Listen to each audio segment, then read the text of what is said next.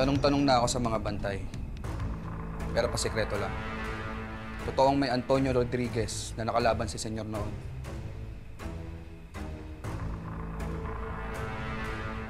Pero hindi ibig sabihin ng totoo ang sinasabi niya.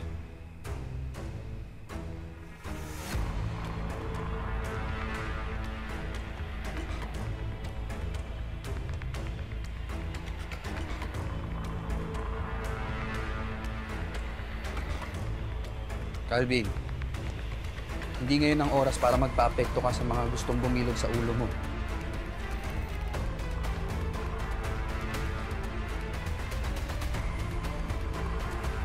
Kitang-kita ko sa mga mata ng lalaki. Siguradong sigurado siya sa mga sinasabi niya. Na ano? Na anak ka niya?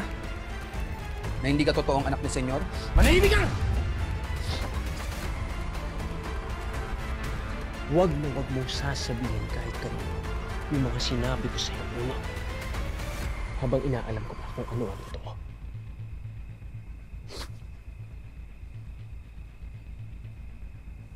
Paano kung malaman mo yung totoo? Eh, paano nga ako... Walang magbabago!